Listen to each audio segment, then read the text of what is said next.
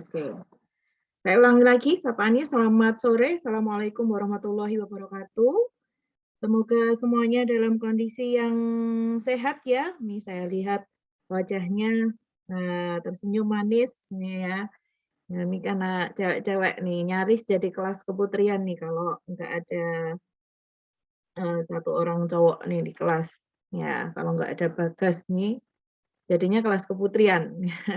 Oke, terima kasih semuanya sudah hadir pada sore hari ini. Seperti agenda kita yang kita rencanakan, pertemuan sinkronus ini ditujukan untuk konfirmasi, diskusi, tanya jawab ya, Q&A session gitu atas materi yang sudah kalian pelajari secara mandiri. Jadi silahkan dimanfaatkan secara seoptimal mungkin ya. Saya tidak akan menjelaskan materi panjang lebar gitu, tapi lebih kepada apa yang kalian terima ya, yang kalian sudah baca, yang kalian dengarkan, yang kalian simak, barangkali kalian juga sudah mencoba latihannya ya. Nah, itu yang kemudian kita diskusikan di sini. Monggo silahkan, siapa yang mau mengawali diskusi kita sore hari ini silahkan, siapa aja boleh. Silahkan, Dek, monggo.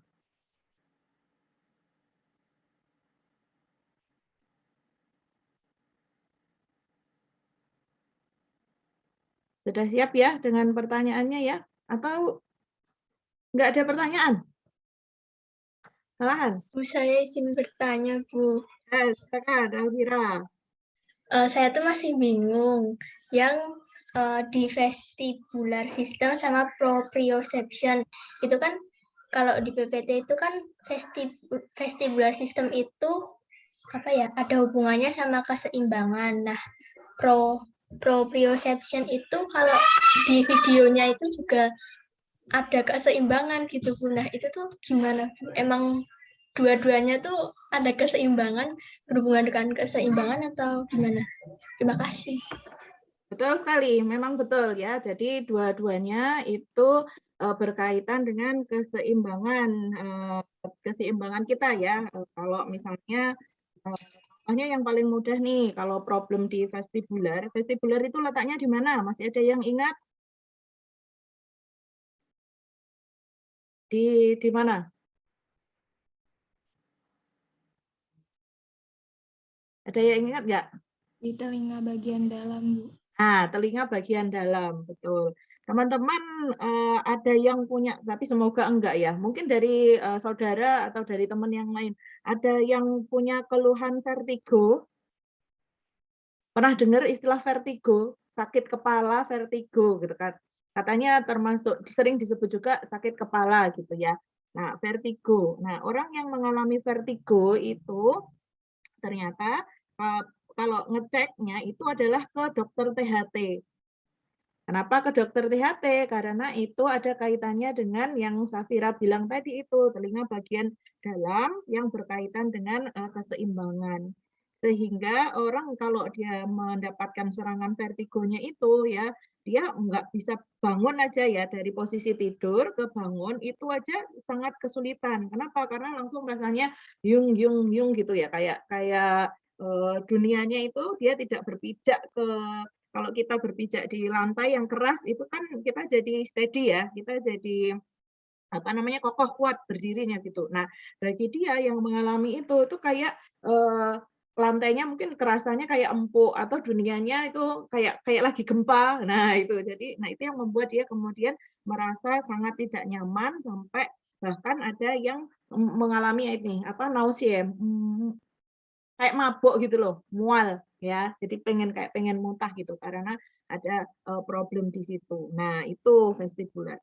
Nah, kalau proprioception, nah dua-duanya ini memang pada perkembangan penelitian terkini itu masuk juga ke dalam sensor tubuh kita. Kalau dulu yang kita kenal selama masa sekolah barangkali adalah panca indera itu ya adanya 5 gitu kan, ada mata, hidung, mata melihat, hidung membaui, kemudian alat pencecap dan perasa, kemudian ada telinga untuk mendengar. Nah, itu saja. Tapi ternyata vestibular system itu dan juga proprioception itu menjadi tanda, bukan menjadi tanda, menjadi cara kita untuk menyesuaikan diri, ya, mengakses atau menyeleksi nih lingkungan seperti apa, dan kemudian kita mencoba untuk menyesuaikan diri terhadap lingkungan eksternal yang kita hadapi itu. Jadi vestibular seperti itu. Kalau proprioception, ada nggak teman-teman yang kalau jalan tuh nabrak-nabrak? Kalau yang saya contohkan minggu lalu tuh ya, matanya salah kebalik, kakinya nggak punya mata, jadi kesandung-sandung gitu. Ya, ininya guyonannya ya, padahal di kaki ada mata kaki, tapi mata kakinya tidak bisa melihat. Jadi sering nabrak, terus kalau misalnya apa namanya, clumsy ya, jadi sangat ceroboh, kalau naruh barang atau megang barang sering jatuh dan segala macamnya, jalan nggak bisa lurus ya, jadinya ya nabrak-nabrak itu tadi. Nah, itu berkaitan dengan yang proprioception. Seperti yang di video itu ada beberapa gerakan-gerakan kan yang digunakan untuk ngecek. Nah, nih pada anak-anak yang berusia anak-anak masih kecil ya, balita gitu misalnya. Nah, itu menjadi gejala juga kalau misalnya dia belum bisa melakukan aktivitas fisik itu dengan baik. Nah, ada apa nih terkait dengan sensor kedua sensor itu, vestibular dan proprioception. Nah, ini kalau tidak segera ditangani, maka akan berdampak misalnya ke bidang pendidikan, katakanlah ya, dia mengalami kesulitan untuk menulis. Kenapa? Karena pengorganisasiannya, ada organisasi alat gerak ya, itu ya, menulis. Nah, itu tulisannya jadi misalnya jelek, tidak bisa terbaca. Atau dia tidak bisa melakukan gerakan motorik kasar. Nah, ini kelihatannya di mana? Kelihatannya di pelajaran olahraga misalnya. Ya, lempar bola, lempar tangkap bola. Dia bisa ngelempar tapi nggak bisa nangkap. Atau dia ngelempar aja melenceng-melenceng gitu. Nah, kalau dalam kehidupan praktis, nah ini misalnya bisa naik sepeda atau tidak. Nah, kalau anak kecil mungkin naik sepeda ya. Kalau udah gede kan jadinya mungkin mengendarai kendaraan yang lebih besar lagi. Misalnya sepeda motor atau mobil misalnya. Nah, jadi di situ ininya kaitannya bagaimana kita penting untuk mengenali sensor-sensor di dalam tubuh kita, karena itu digunakan oleh kita ya, manusia terutamanya, meskipun pada binatang juga mereka punya alat sensor itu juga. Nah, itu membantu kita untuk menyesuaikan diri terhadap lingkungan, membantu kita untuk belajar pada saat kita berada di lingkungan yang baru misalnya, membantu kita untuk mempelajari keterampilan-keterampilan baru yang kita gunakan untuk kehidupan kita, mendukung kehidupan kita. Ada orang yang kalau misalnya makan aja kesulitan untuk mengorganisasikan anggota geraknya, nah itu makannya nggak pas gitu. Harusnya ke arah mungkin kita ngerasanya karena kita nggak ada masalah ya di situ ya. Masa sih mengambil makanan pakai sendok, ngambil makanan di piring, di sendok terus dimasukkan ke mulut aja kok susah. Nah, tapi memang pada individu-individu yang dia berkebutuhan khusus yang memang mengalami kesulitan sekali untuk itu. Kayak tadi yang saya contohkan nulis, megang, kita teman-teman silahkan dicek nih bagaimana kalian memegang pensil atau pulpen. Nah, ini posisinya harusnya posisi tripod. Ya.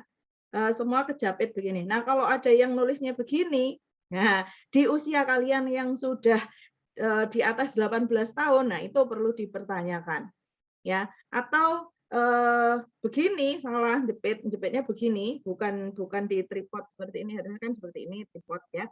Nah itu juga menjadi menjadi tanda bahwa ada yang salah dalam pengaturan atau proses belajarnya dulu. Ya, terus kalau sekarang gimana Bu kalau misalnya ternyata saya seperti itu gitu. Nah, inilah di kesehatan itu ada istilahnya fisioterapi, jadi memperbaiki kebiasaan-kebiasaan kita itu tadi dengan treatment. Kalau anak kecil ya, tadi saya contohkan misalnya tidak mampu untuk motorik kasar ya, pengelolaan organ geraknya, tidak mampu mengelola kegiatan yang motorik kasar misalnya, jalan aja nggak bisa lurus. Nah, itu ini cara latihannya ada garis lurus gitu. Nah, dia diminta untuk jalan sesuai dengan garisnya. Bisa lurus enggak? Ya, dia kesulitan enggak? Nanti agak ini sedikit. Nah, itu dibikin agak tinggi gitu. Jadi kayak dia meniti jalan, meniti jembatan gitu misalnya. Dia bisa atau enggak. Nah, itu latihan-latihannya. Jadi playground yang anak-anak kalau di TK atau PAUD itu kan ada ya tempat bermain anak-anak ya yang dia latihan melompat, latihan terjun gitu, ada bak pasir, ada ban-ban yang dia lompat 1, lompat 2 gitu, ada kayak jembatan. Nah, itu memang dirancang salah satunya adalah untuk melihat bagaimana perkembangan sensor di tubuh si anak ini berkaitan dengan vestibular dan proprioception. Dua-duanya memang berkaitan dengan keseimbangan. Gitu, ya. Nah, keseimbangan. Satunya adalah bagaimana dia bisa berdiri dengan tegak, membawa tubuhnya. Satunya lagi adalah untuk bergeraknya. Jadi mengelola gerakan-gerakan itu tadi, seperti yang saya contohkan.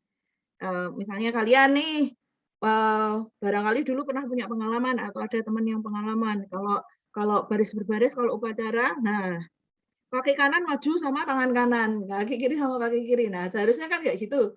Harusnya ketika tangan kanan diangkat, kakinya yang diangkat yang mana? Yang kiri kan? Selang-seling gitu toh? Ya nggak sih? Udah lama nggak tonti juga ya, jadi lupa. Nah, itu kalau kalau ternyata loh kok kanan semua yang maju atau kiri semua yang maju. Nah, di situ ada miss dalam koordinasi organ geraknya. Begitu ya, Vira. Monggo silahkan. Gimana Vira, sudah jelas? Sudah, Bu. Terima kasih, Bu. Sama-sama. Silahkan teman yang lain, boleh nyambung atau ada pertanyaan yang baru, silahkan. Saya, Bu. Siapa ini? Natalia, Bu. Natalia. Mana ya? Natalia, silahkan bicara biar kuning. Silahkan. Halo. Ya, tandanya saya nyari yang tanda kuning. Ya, oke, Natalia. Jadi tadi kan Ibu nyinggung itu ya Bu, koordinasi anggota gerak yang tangan itu. Kebetulan saya pernah lihat ada orang yang kalau misal lagi misal pegang botol gini Bu, pakai tangan kanan. Dan tangan kirinya tuh seakan-akan juga pegang botol gitu Bu. Jadi dua tangan tuh harus melakukan hal yang sama gitu. Itu ada yang salah dengan koordinasinya atau gimana? Tapi sebenarnya yang tangan kiri nggak megang apa-apa. Iya, nggak megang apa-apa. Oh gitu, tapi biar masa agak imbang aja gitu ya. Nah, oke, nah itu bisa jadi berkaitan dengan kebiasaan karena ada orang-orang yang kedua tangannya aktif, ada orang yang hanya salah satu tangan saja yang aktif, entah tangan kanan atau tangan kiri. Kalau kidal ya dia memang lebih aktif, banyak menggunakan tangan kirinya. Ada juga yang tadi pertama saya sebut adalah dua-duanya aktif. Nah, sebenarnya itu enggak masalah, ya. Hanya saja kalau di budaya kita ini berkaitan dengan kaitannya dengan budaya, kaitannya dengan agama, barangkali ya kalau di Muslim karena saya Muslim. Nah, yang saya ketahui, nah itu kan ada diajarkan bahwa tangan baik itu tangan kanan gitu ya. Nah, jadi melakukan aktivitas-aktivitas yang misalnya ini minum tuh diambil pakai tangan kanan misalnya. Nah, sehingga orang-orang yang anak-anak yang dibesarkan dalam kultur misalnya agama Islam atau di Indonesia pada umumnya, nah itu beranggapan bahwa banyaklah melakukan aktivitas dengan tangan kanan. Sehingga apa yang terjadi? Tangan kirinya menjadi tidak aktif, jarang sekali dipakai. Ya toh? Kalian barangkali karena yang aktif adalah tangan kanan, kalau ngambil sesuatu tuh juga ya bukan yang misalnya ada di sebelah kiri kalian, itu kan lebih mudah dijangkau dengan tangan kiri, langsung diambil. Tapi kalian tidak melakukannya, kalian memilih untuk memutar badan pakai tangan kanan terus ambil, gitu kan? Nah, sebenarnya kalau dari sisi kucingku ngeong-ngeong. Kalau dari sisi dari sisi kesehatan atau dari sisi fisiologi sebenarnya kanan kiri sama tangan kanan itu sama pentingnya gitu. Sehingga kalau bisa juga distimulasi kedua-duanya. Kenapa? Karena ini ada kaitannya dengan stimulasi di otak kita, ya. Nah, organ di sebelah kiri, nah itu dan kebalik saya ngomongnya ya, ngomong kiri tapi nunjukin kanan. Organ di sebelah kiri dan organ tubuh di sebelah kanan ini ya lebih baik dia seimbang gitu loh kita manfaatkan. Sehingga kalau misalnya ini banyak terjadi kasusnya di orang-orang yang mengalami stroke itu loh teman-teman. Ya toh yang mengalami stroke. Nah, sehingga di situ karena ketidakseimbangan dalam kebiasaan beraktivitas antara tubuh bagian kiri dan tubuh bagian kanan, nah itu terjadi lumpuh di sebelah ya, sebelah tubuhnya. Nah, itu kan sering terjadi seperti itu. Nah, sehingga preventifnya ya kalau dari sisi fisiologis ya ini kita beda lagi nanti kalau kita benturkan dengan keyakinan atau budaya ini tuh nanti ada panjang lagi nanti diskusinya karena seringkali dianggap wah ini kok nggak sopan bergerak pakai tangan kiri misalnya seperti itu. Nah, tapi kalau dari sisi fisiologisnya, nah seluruh anggota badan kita ini kalau kita stimulasi dengan sebaik-baiknya, dengan optimal begitu ya. Nah, maka itu akan membuat tubuh kita menjadi lebih sehat juga, seimbang gitu. Ya, misalnya saja kalau misalnya nih kita sekarang kita ini kan jarang saya aja atau kalian juga ya. Semoga kalian enggak sih, saya aja lah ya yang jadi contoh. Saya selama sekarang ini pembelajaran jarak jauh kuliah online. Saya yang dulunya kalau ngajar itu harus misalnya ada kelas di lantai 3 gitu ya. Saya harus naik naik ke gedung itu naik sampai lantai 3. Apalagi kalau saya ngajar di kedokteran gigi di gedung H. Wah, lantai 3. Nah, itu menurut saya jauh banget karena lantainya curam, tangganya curam, harus naik. Ada pergerakan. Kaki saya terstimulasi, ya kan? Nah, dibandingkan dengan sekarang sudah hampir 2 tahun ya, 1,5 tahun ini ya saya kalau misalnya ada kelas pagi sampai sore kayak gini, di mana? Tempatnya sama, kaki saya nggak dipakai kemana-mana. Nah, lama-kelamaan karena kaki saya ini tidak dipergunakan ya, bisa jadi ya dari sisi proprioception-nya, saya nih kalau jalan nanti bisa jadi nih nggak beres gitu. Ya, kenapa? Karena organ kaki saya ini, otot-otot yang ada di kaki, ini lama tidak terpakai, sehingga tidak terstimulasi kalau kita ngomongin nanti nyambungnya ke otak. Jadi area di otak saya yang biasanya itu berkaitan dengan info-info dari kaki gitu ya, kaki menginjak kerikil, kaki kesandung, kaki apa ngapa-ngapain. Nah, itu tuh nggak dapat kerjaan, gabut dia, tidak terstimulasi. Nah, itu akhirnya lupa. Atau kalau kalian, ini contoh yang bagus juga, kalau kalian pernah nonton film judulnya Wall-E, nanti kalian googling juga bisa nih, Wall-E. Nah, itu sci-fi ya, ini science fiction, film kartun. Nah, itu ke beberapa ratus tahun ke depan di masa depan di mana manusia karena hidup di apa namanya di pesawat spaceship gitu ya, di pesawat luar angkasa, terus dia tinggal duduk di kursi malasnya, jadi bisa buat duduk, bisa sekaligus tempat tidur. Nah, itu tinggal ngeklik tombol-tombolnya aja, jalan sendiri, orangnya nggak ngapa-ngapain. Nah, itu yang di sana seperti yang saya ceritakan tadi, kalau saya pengalamannya baru 1,5 tahun. Nah, kalau di film itu pengalamannya sudah panjang. Jadi kaki manusia itu berevolusi. Jadi antara tulang kering yang di betis itu dengan paha itu kan ada joint section-nya, ada penyambungnya di lutut. Nah, penyambungnya itu sudah nggak kuat lagi, gitu. Jadi ketika dia berdiri itu langsung bingung gitu kakinya. Nah, bisa jadi kita juga ketika tidak ada stimulasi-stimulasi seperti itu, jadinya sambungan-sambungan informasi yang ada di otak kita menjadi tidak bekerja gitu. Jadi lupa bahwa ada itu. Nah, contohnya adalah besok berkaitan dengan topik kita minggu depan juga ingatan aktivitas-aktivitas tertentu yang kalian karena tidak pernah melakukan lagi jadi kagok atau jadi lupa. Contohnya misalnya nih, kalau tadi nyambung karena Natalia ngomongin tangan ya, ada yang hobi itu apa jenenge ngerajut. Nah, Nggak ada. Ngerajut itu kan pakai 2 tangan, ya toh? Karena ada jarum rajutnya itu yang di ujungnya ada kayak cantolan untuk nyantol ke benangnya itu. Nah, itu harus digini-giniin kan.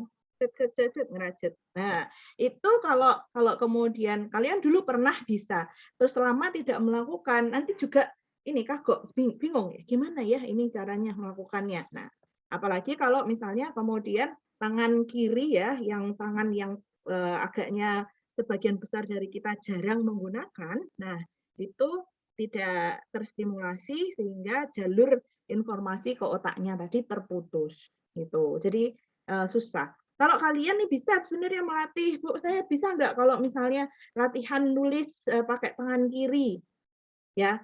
Pertama mungkin susah karena dari kecil kita tidak belajar itu, tetapi sebenarnya bisa juga kita latihkan.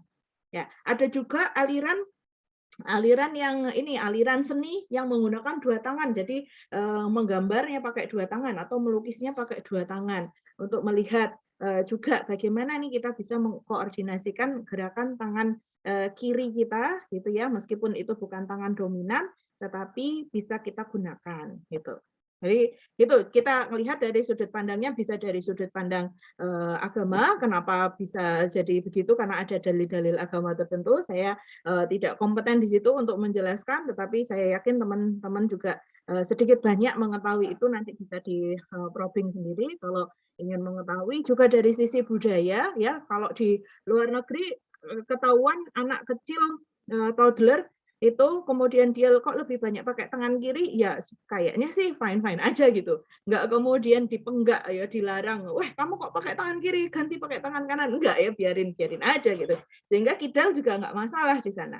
Tapi kalau di sini kidal agaknya kok pakai tangan kiri, kalau orang tidak mengetahui, sementara orang ini tadi dia latar belakang budayanya kenceng banget gitu ya, menganggap itu kemudian tidak sopan. Nah, inilah yang kemudian bisa memunculkan problem-problem psikologis ya, indirectly, secara tidak langsung gitu ya. Karena orang nggak tahu gitu kalau memang senyatanya ada dan bisa orang itu aktif tidak hanya di tangan kanannya saja tapi tangan kiri gitu. Saya pernah juga ada pengalaman seperti itu. Kebetulan saya aktif dua-duanya ya. Saya termasuk yang mana yang dekat itu yang ambil gitu ya. Jadi pada suatu ketika itu pas di kelas juga ya saya ngajar. Saya ngajar di kelas PDG waktu itu, saya ingat banget. Jadi tangan kanan itu pada saat posisinya pegang mic, kemudian pas agak ada break, saya ini mau ambil minum. Nah, karena saya menghadap meja itu ada di sebelah kiri, botol aqua itu ada di sebelah kiri saya langsung ambil gini, saya agak geser gini terus minum. Gitu. Nah, pas di akhir kelas ada sesi feedback gitu ya, saya berikan kesempatan mahasiswa untuk ngasih feedback. Nah, ternyata ada yang menulis itu, saya masih berkesan banget. Ibu kalau bisa mengambil air minumnya pakai tangan kanan gitu. Ada yang nulis gitu mahasiswa. Kayaknya masih saya simpen itu catatannya. Ya, seru banget ya. Ini yang seperti saya contohkan tadi. Jadi Natali nggak masalah sebenarnya ya, itu kalau kita lihat dari sudut pandang keilmuannya, dari sisi fisiologisnya seperti itu, tapi ada faktor-faktor lainnya yang bisa juga dia berhubungan tidak secara langsung tadi, gitu ya, Natalia. Baik, Bu. Terima kasih, Bu. Oke, sama-sama. Silahkan teman-teman, ada lagi? Permisi, Bu, saya izin bertanya. Ini. Ya, betul. Ya, Bu, saya. Ya, silahkan. Waktu itu kan saya pernah lihat di YouTube itu ada bayi main permainan sensori seperti itu, Bu. Tapi dia pakai makanan. Nah, itu permainan sensori itu benar-benar dibutuhkan atau enggak ya, Bu? Terus manfaat spesifiknya itu buat apa? Soalnya kan kadang anak kecil itu apa-apa dimakan, jadinya takutnya makanan udah kena kotor, terus jadi dimakan gara-gara main itu, Bu. Terima kasih. Ya, ini pertanyaan bagus nih ya, dari panggilannya siapa Dek? Nurul, Aini, Septiari. Ini bisa Nurul, bisa Aini. Aini, Bu. Aini, ya. Oke. Terima kasih Aini pertanyaannya. Nah, ini juga ya, kalau dari sisi fisiologis sebenarnya tidak ada masalah dengan anak makan pakai tangan. Nah, itu Ada istilahnya, tapi kok saya lupa ya. Jadi memang toddler, anak yang setelah sepertinya usianya ya ketika dia ini ya mulai MPASI ya, nggak hanya ASI aja tapi makan makanan penyerta yang lain. Di situ anak-anak diberi kesempatan untuk memegang sendiri makanan yang dia makan. Biasanya dalam bentuk balok-balok yang gede-gede gitu. Nah, itu sekaligus juga untuk merangsang pertumbuhan gigi-giginya. Kayak dikasih potongan timun atau potongan wortel, nah gitu. Terus dia gigit-gigit potongan kentang rebus, ya jagung rebus. Kalau jagung kayaknya belum ya, karena bisa ininya nanti bikin tersedak ya. Tapi yang gede-gede itu dipotong ubi atau buah-buahan apel, nah kayak gitu ya. Nah itu membantu si anak ini dengan stimulasi di area taktil, sentuhan. Ya, sentuhan itu yang paling sensitif adalah di telapak tangan dan telapak kaki. Kemudian kalau di area kulit yang lain, nah itu tergantung pada individu. Ada yang individu kayak orang yang gelian, nah berarti itu dia sangat peka sekali kulitnya. Ya, kalau disenggol sedikit itu geli gitu, nggak digelitikin cuma kesenggol. Dia itu geli sampai geli banget gitu ya. Kesenggol bagian perutnya gitu misalnya, geli banget. Nah, tetapi yang sensitif itu adalah di area telapak tangan dan telapak kaki kita. Kenapa? Karena ini berkaitan dengan survival mode juga, ya. Kenapa tangan? Karena tangan itu kita gunakan untuk megang macam-macam kan. Kita mengenali permukaan-permukaan, ya. Kalau kalian paling gampangnya nih contohnya adalah panas, ya. Kan kalian nggak mungkin toh megang panci di atas kompor dengan isi air yang mendidih gitu, kalian mau bikin Indomie, terus yang kalian pegang itu adalah badan pancinya, bukan pegangannya. Nah, ini sangat berbahaya. Tetapi, apakah ada Bu Ide orang yang tidak sensitif terkait dengan ini? Ada, yaitu siapa? Yaitu anak-anak atau orang yang mengalami autis. Ya, sehingga di situ dia harus diajari bahwa berbahaya loh, berbahaya. Pakai cue card gitu, jangan pegang. Ada yang tidak boleh dipegang, yaitu yang di alat-alat yang dengan suhu ekstrim ya, panas atau benda tajam. Nah, itu ya harus dikasih tahu seperti itu. Kenapa? Karena dia dia sensornya yang di telapak tangan dan sampai kepada otak ini tadi nggak nyambung gitu. Tapi apakah tangannya bisa terluka? Tangannya bisa terluka. Nah, ini yang berbahaya. Kan kita tidak kebal kan tangan kita ini gitu. Artinya kalau ini bisa terluka, tergores kena pisau ya bisa terluka berdarah. Kalau misalnya kena panas ya bisa melepuh gitu. Nah, itu yang berbahaya. Nah, pada anak-anak itu perlu ya tadi ini adalah pendampingan dari orang tua, sehingga kalau misalnya ngelatih anak tadi untuk makan sendiri, makan dengan metode yang saya jelaskan tadi itu, ya ibunya nggak ngelepas gitu aja, atau pendampingnya, caregivernya, neninya, babysitternya itu tidak melepas gitu aja, tetapi juga ada di sekitar anak ini gitu. Nah, kemudian kalau permainan itu juga tidak dilepas sendiri gitu. Biasanya untuk anak-anak usia kecil, alat-alat permainan yang digunakan itu juga yang gede-gede, ya. Yang kecil-kecil, yang bentuknya kecil-kecil biasanya ada warning-nya gitu ya. Tidak untuk anak di bawah 3 tahun yang masih suka ngemplokan, ya, karena nanti bisa tertelan oleh dia. Nah, gitu. Kalau zat-zat berbahayanya bagaimana, Bu Ide?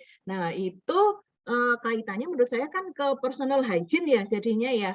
Bagaimana kita merawat barang-barang di sekitar kita. Kalau misalnya itu sering dibersihkan, terus kemudian kita gunakannya juga sesuai kebutuhan, artinya main itu ya di kamar gitu ya, misalnya nggak dibawa ke tanah lapang yang di situ barangkali rentan kena cacing dan segala macamnya. Nah, itu berkaitan dengan personal hygiene tadi kita siapkan sarana dan juga lingkungan yang memadai untuk melakukan kegiatan tersebut. Stimulasi taktil ini juga sangat penting. Gitu ya.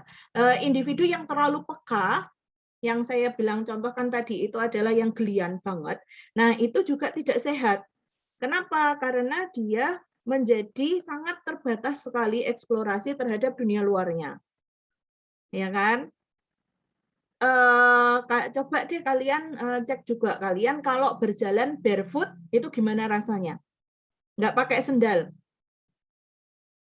Nyoba. Nah, ini permasalahan anak-anak zaman sekarang karena dia sejak kecil itu berada di lingkungan yang sangat nyaman, ya, lantainya ubin, keramik yang licin, terus kemudian nggak pernah atau jarang ada kesempatan untuk outing. Kalau keluar itu ya misalnya ke sekolah dia langsung naik kendaraan sampai ke tempat tujuan sudah langsung turun. Kalau pergi kemana-mana ini masalah anak kota ya. Itu saya pernah baca juga penelitiannya tentang hal itu. Kalau misalnya berkegiatan ya di gedung, jadi cuma dari pindah gedung ke gedung lain gitu. Kalau jalan-jalan ke mall, nah ke mall itu kan juga tidak nggak natural gitu loh. Nah itu perlu untuk ada kegiatan-kegiatan, makanya ada kegiatan yang kayak outbound. Anak-anak dicemplungke ke kolam lumpur, gitu ya. Anak-anak disuruh manjat naik bukit, ya. Yang di situ ada kerikil-kerikilnya. Ya, terus apalagi diminta untuk apalagi ya yang kegiatan-kegiatan alam, telusur sungai misalnya. Sehingga di situ ada kesempatan dia jadi basah, kemudian jadi ini ada kerikil-kerikil tadi. Nah, itu mengasah dia menjadi tidak terlalu peka. Kalau terlalu peka kita jadinya serba takut kan ngapa-ngapain. Nah, gitu. Jadi memang yang paling oke itu adalah yang seimbang gitu ya. Terlalu peka itu juga tidak baik, terus tidak peka sama sekali ya, sangat cuek, yaitu kayak autis tadi yang saya contohkan juga bisa membahayakan. Sehingga kita yang kita perlukan untuk kondisi agar stabil itu adalah dalam kondisi yang seimbang. Begitu ya. Gitu ya, Aini ya. Kalau tadi zat-zat berbahayanya itu ya harus dalam pengawasan orang tua atau orang dewasa di sekitar dia. Tapi pastilah ada kesempatan, ada 1-2 pengalaman yang kayak gitu. Dulu saya waktu kecil karena tidak bisa membedakan antara blue band dan dulu ibu saya pakai wing ekonomi dulu teman-teman. Kan sama-sama kuningnya ya. Jadi kelihatan ada kuning-kuning di pojok piring gitu ya, yang tumpukan piring yang masih ada mau dicuci piringnya. Nah, pikirannya adalah, "Aduh, ini kok sayang kok ada blue band di sini." Ya, jadi tak ambil, celet-celet, masukin sini, masukin mulut. Itu TK kayaknya. Itu berkesan banget. Wah, pahit itu. Nah, itu by accident. Nah, sehingga pengawasan orang tua tadi itu yang mengurangi kemungkinan terjadinya accident itu tadi. Gitu ya, Aini. Sudah paham, Bu. Terima kasih. Ya, sama-sama. Ada lagi? Izin bertanya, Bu. Ya, Fitriana. Panggilannya siapa, Dek? Fitri? Fitri. Fitri. Oke, Fitri. Silahkan. Mengenai ingatan fotografi, Bu. Itu kan dia bisa ingat detail setiap objek ataupun peristiwa. Nah, itu tuh merupakan suatu hal yang wajar atau merupakan suatu kelainan ya, Bu? Terima kasih. Ya, sama-sama. Ini pertanyaan yang bagus juga dari Fitri. Kalau tadi saya mencontohkan sesuatu yang berlebihan itu tentu akan mendatangkan konsekuensi, gitu kan. Nah, kita mencari kondisi homeostatis atau kondisi yang seimbang, gitu. Itu yang paling nyaman. Meskipun kondisi keseimbangan itu juga tidak bisa kita capai secara terus-menerus, ya kan, Fitri? Nah, ya enggak? Kalau kadang-kadang kita bisa oke, kadang-kadang ada masanya kita mengalami penurunan kayak gitu misalnya. Nah, mata kita itu ada punya ingatan yang ada melekat di mata kita. Nah, itu prosesnya juga nanti akan masuk ke otak, akan diolah ya. Apakah dia akan mudah terlupa karena itu baru dalam tahapan ingatan jangka pendek, gitu ya, itu bahasan kita minggu depan juga, nanti Fitri dan juga teman-teman bisa menandai itu apa yang saya jelaskan sekarang kaitannya dengan minggu depan ya. Kemudian kalau misalnya itu terus-menerus kita proses ya, nah itu maka akan menjadi ingatan jangka panjang yang relatif melekat. Nah, dari sensor-sensor yang kita miliki ya, tentunya kombinasi antara seorang dengan orang yang lain tingkat kepekaannya kan beda-beda ya. Ada misalnya nih kalian kalau mengevaluasi cara belajar aja lah gitu ya. Kalian membaca dan membaca sambil mendengarkan misalnya. Nah, itu akan berbeda. Atau malah saya nggak mau ngebaca, kalau ngebaca tulisan titik-titik itu saya pusing. Saya lebih enak itu mendengarkan. Saya dengerin aja berulang kali, dengerin, itu malah lebih mudah ingat kayak gitu contohnya. Nah, tadi yang Fitri contohkan ini adalah orang-orang dengan ingatan fotografis yang kuat ya. Nah, dia bisa dalam pekerjaan-pekerjaan tertentu misalnya, nah di situ akan sangat membantu dia. Misalnya kalau dia jadi polisi, jadi detektif, ya, jadi detektif dia bisa melihat crime scene gitu ya. Ada gamenya juga Pak. Kalian ada yang main game itu enggak? Yang melihat crime scene apa yang berubah, ada barang apa, nah, kayak gitu-gitu ya. Dia bisa membayangkan, menghadirkan kembali situasi di tempat itu dan mengingat misalnya, oh ini begini, oh ini begini, ini begini gitu. Kayak di matanya tadi itu kayak nge-capture kayak kamera yang lensanya itu merekam. Kamera itu kan begitu cekrek gitu ya, direkam terus kemudian bisa direproduksi. Nah, orang ini bisa melakukan seperti itu juga. Nah, apakah ini sebagai kelainan atau permasalahan gitu ya. Nah, ini juga tergantung konteks kita melihatnya. Bisa jadi ketika orang itu kemudian terganggu atas apa yang dia lihat, kok saya jadi semuanya saya ingat gitu. Mungkin dia akan ada pengalaman terbebani seperti itu. Tapi kalau dia melihat konteksnya dan sesuai dengan minatnya, misalnya dia minat di bidang forensik, menjadi polisi, menjadi penyidik, misalnya seperti itu, dan itu membantu pekerjaannya, nah tentu itu menjadi sebuah bakat jadinya, bakat yang mendukung. Ya, contoh yang lain misalnya adalah orang-orang dengan daya penciuman yang sangat peka, misalnya. Nah, kemudian dia berkarir di perfumery. Jadi ahli parfum. Lah kita nih nggak bisa membedakan wangi ya wangi aja gitu. Adanya wangi sama tidak wangi gitu kan. Ya. Nah, tapi dia bisa membedakan, oh wangi ini ada unsur ini, wangi ini ada vanilanya, wangi ini ada ininya ya, ada top note, ada bottom note. Nah, itu kita nggak ngerti, nggak bisa membedakan. Nah, kalau dalam situasi seperti itu, ya pada konteks tertentu yang di situ kita bisa lihat bahwa itu memberikan apa namanya nilai tambah bagi individu ini, maka itu menjadi bisa bakat ya buat dia gitu. Ada lagi yang ini kalau dulu ada drakor zaman dulu nggak tahu kalian masih pernah dengar atau pernah lihat nggak ya itu Jewel in the Palace ya itu Janggem ya tokohnya. Nah koki istana. Nah dia itu memiliki lidah yang sangat peka sehingga dia bisa membedakan nih masakan itu terdiri dari ingredients-nya apa saja.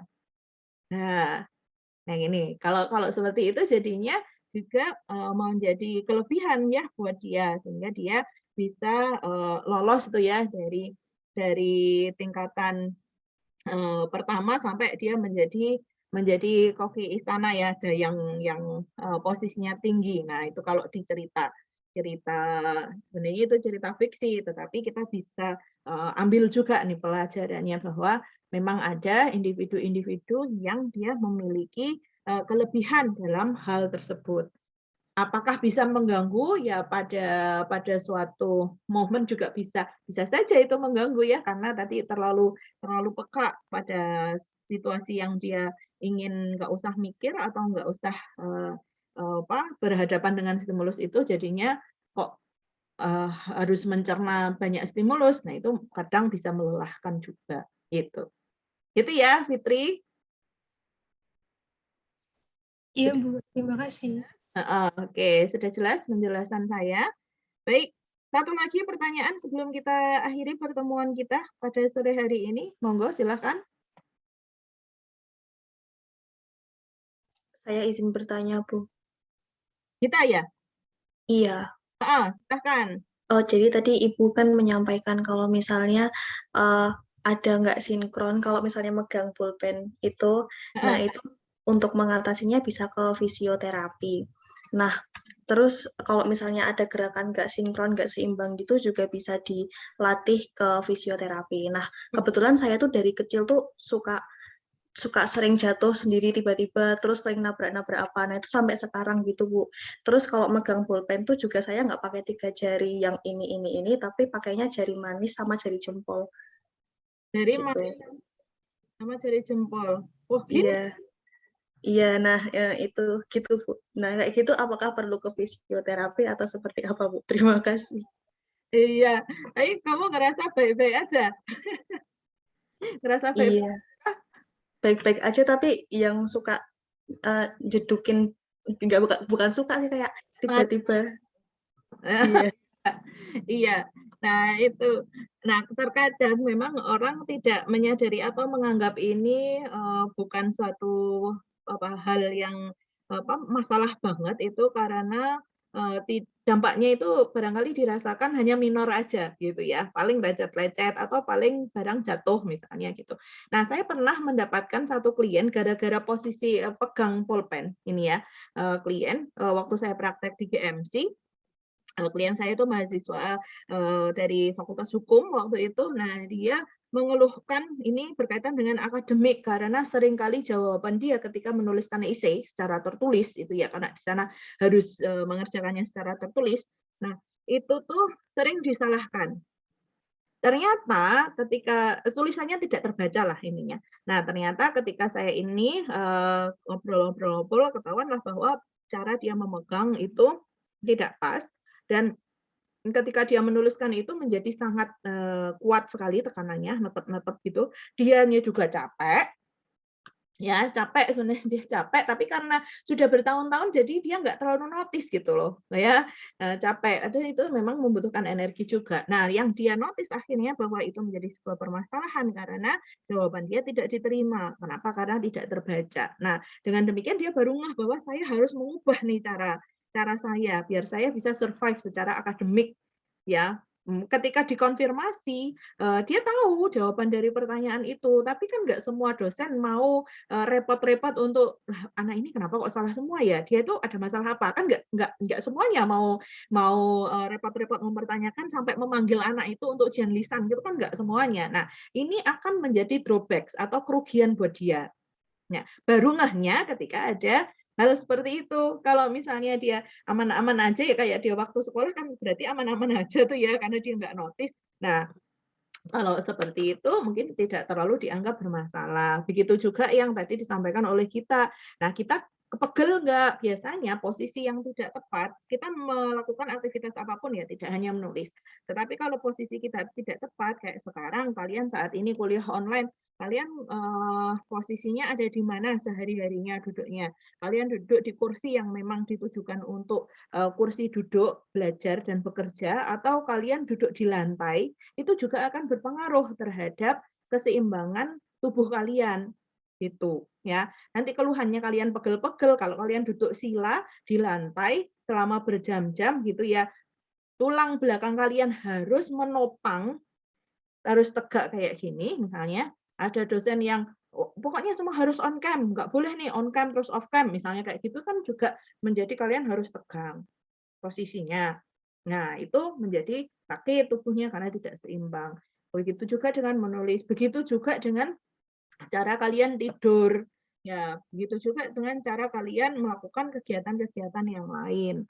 Nah, itu yang di latihan proprioception itu ada beberapa gerakan-gerakan yang bisa kalian coba kan ya untuk bukan memperbaiki tapi mengenali lah yang kebiasaan-kebiasaan gerakan kalian saat ini seperti apa gitu. Nah, kenapa misalnya clumsy atau ceroboh, nabrak-nabrak, nah kayak gitu. Coba misalnya kita latihan jalan lurus misalnya di ubin tuh loh, harus di kotak itu aja terus gitu latihan. Ya.